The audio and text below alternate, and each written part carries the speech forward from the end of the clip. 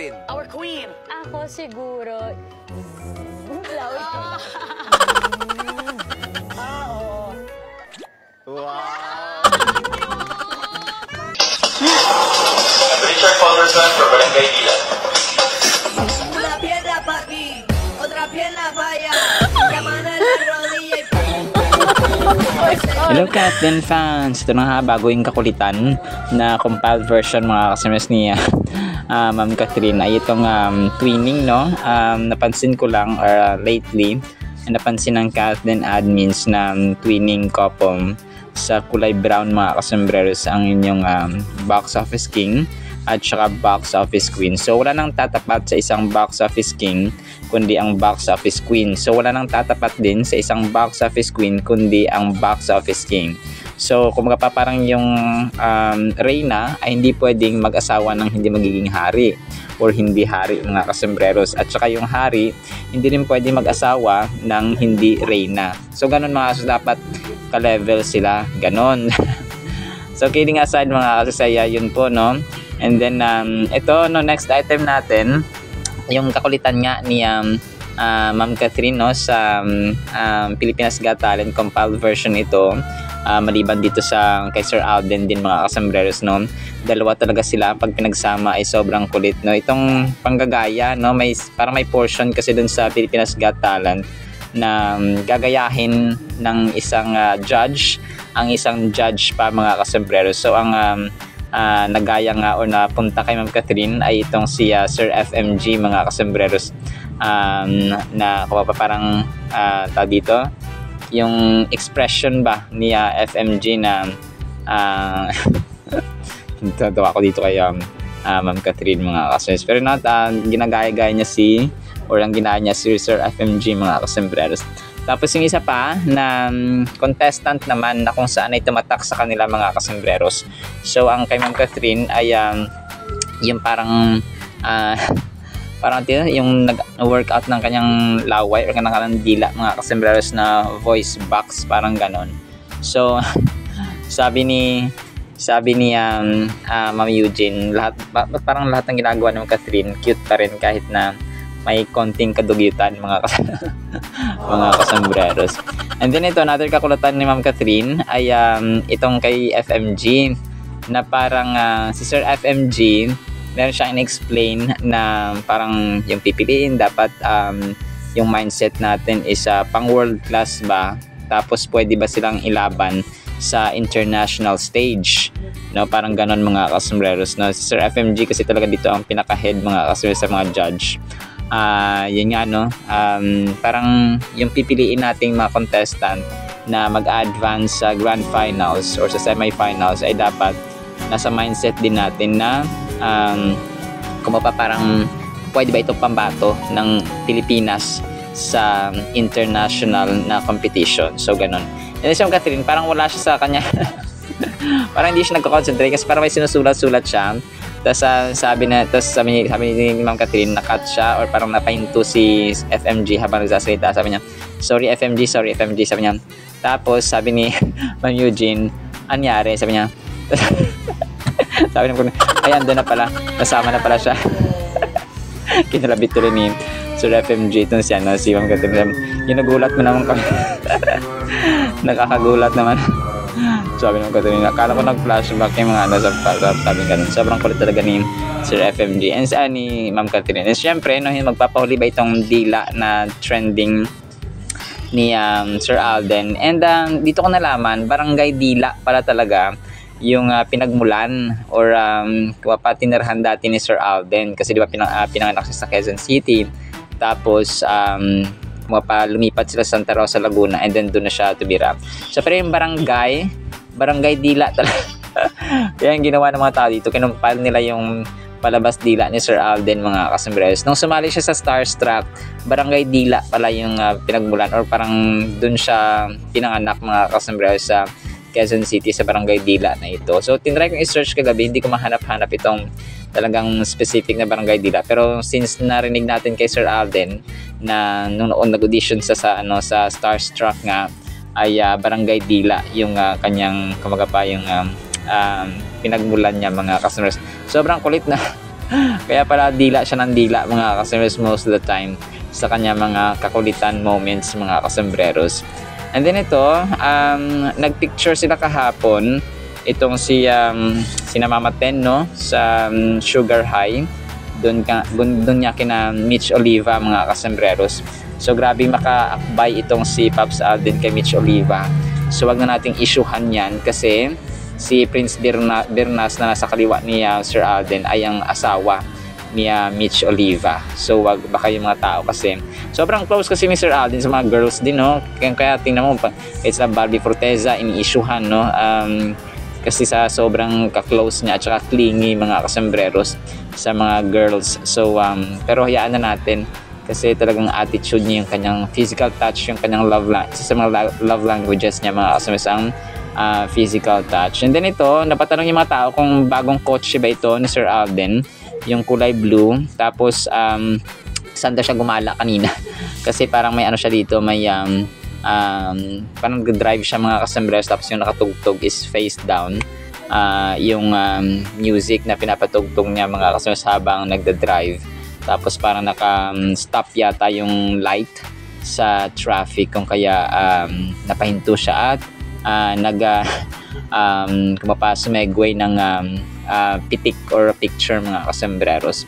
And then ito, nakakatuwa kasi yung mga ano pala, no, yung mga tawag dito, yung mga PBB housemates, si Will Ashley ay parang paborito niyang artista or fan siya ni Alden mga kasembreros ever since, hindi nagbabago. Tapos si Dustin Yu naman, si Ma'am Catherine yung parang crush niya rin mga kasembreros, no. Parang sabi niya dito sa TikTok niya na ginawa, choose your girlfriend, sabi niya, si Andrea Brillantes ba or si Catherine. So si Catherine yung kanyang pinili mga kasembreros. So marami talagang humahanga, kahit mga fellow actors and actresses or kahit mga baguhan ay sina Ma'am Catherine at Sir Alden, no, pinipili sila kasi mababait at saka syempre, no, box office king and box office queen pero humble pa din mga kasembreros. And then ito, si Sir Alden, kay pangalawa sa last items natin, nag-Instagram story ulit ng bagong sapatos na binili niya. Alam ko sa Korea ito binili.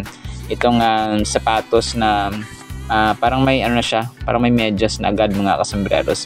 And then si Ma'am Catherine, nag-post ang kanyang Energen na parang teaser photo mga kasembreros, no? Uminom siya kunwari ng Energen kasama si Snowy. Si Snowy ba ito? Yung kanyang aso. So ang cute lang pagmasdan ng inyong box office queen mga kasembreros. And then lastly, ito yung mapapang pa-heart sign OPA na sign ni Pops Alden mga habang traffic nga at saka nag-aantay ng go signal sa highway mga kasembreros. So isama ko na lang din to. Itong kasi kakalabas lang ito, hindi ko na parang late ko na parang late na pinublish ng Mega Magazine. Itong El Official nga, no, na ano dati behind the scene na mga pictures mga kasembreros. So ang kulit ng inyong royalty king and queen, royal couple mga kasembreros dito sa ito parang bago sa akin itong pinakaunang picture. Yung naka black and white yung kanyang kulay mga kasembreros. So parang marami pa silang mga pictures pero malamang ay ito na yung mga huling mga pictures na nakuhaan during dun sa El Official na photo shoot mga kasembreros ng magazine. Alright, so yun po sa ating Cat 10 items. Sana po ipanghin po natin ang Word of God. Para po sa ating Word of God mga kasembreros, sobrang ganda po nito. Ang title natin, Kahit ang Bagyo o Dagat. Matthew 8:27, ngunit ang mga lalaki, referring to his disciples and other people, ay namangha at nagsabi, anong uri ng tao ito na maging ang mga hangin at dagat, bagyo mga kasembreros in particular, ay tumatalima sa kanya or sumusunod mga kasembreros. So ang Matthew 8:23-27 mga kasembreros ay ito po yung scenario na kung saan ay pinatigil, no, ni Jesus Christ yung bagyo. Okay, so ang hangin, kung kaya namang hayo mga tao na mga kasama niya sa bangka mga kasembreros, particularly yung kanyang mga disciples, no, na kaya niyang patigilin kung papasundin or pasunurin sa kanya yung bagyo at ang dagat or ang alon, mga kasombreros.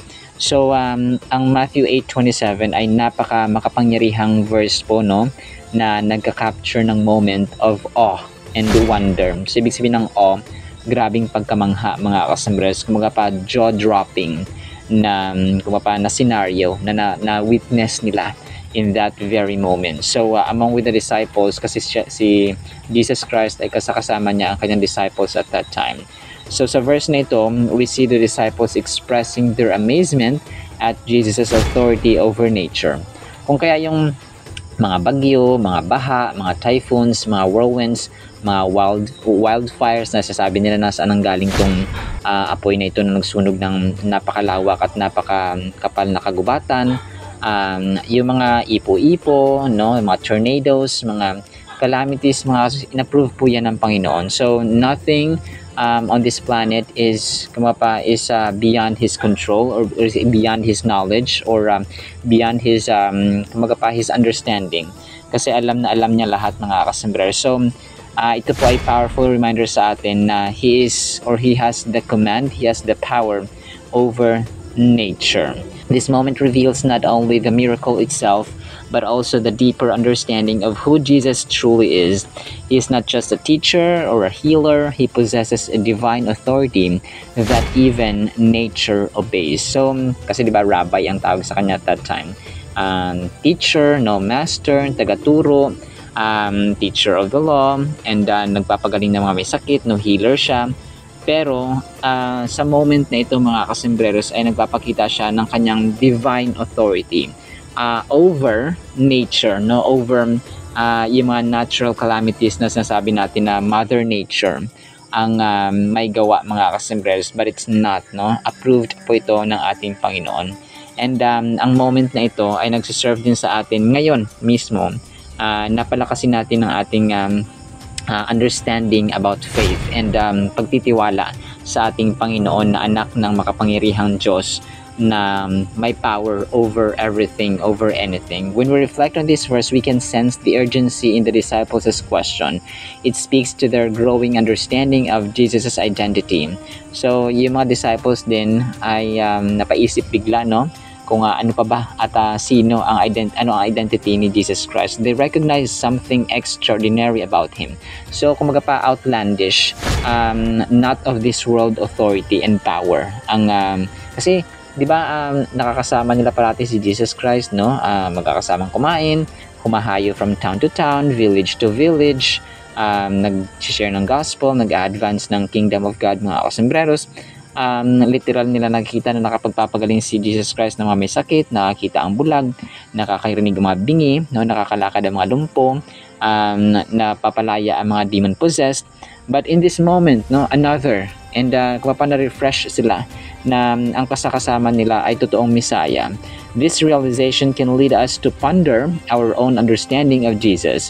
Do we see Him as just a historical figure, or do we recognize Him as the powerful creator who can intervene in our lives? So, yung understanding, yung perception, yung pag-iisip natin at saka approach, mga kasembreros, ay magbabago kapag tama yung ating pangunawa na kayang gawin pala ni Jesus Christ ang ganito, kayang gawin ang ganito. So even yung bagyo at ang dagat, mga kasembreros, ang hangin ay sumusunod sa kanyang utos, mga kasembreros. So hindi lamang siya historical figure, no? Always remember that. Kasi mga tao, yes, Jesus Christ is the greatest revolutionary of all time kasi hindi siya gumamit ng sandata, hindi siya gumamit ng weapons, mga kasembreros.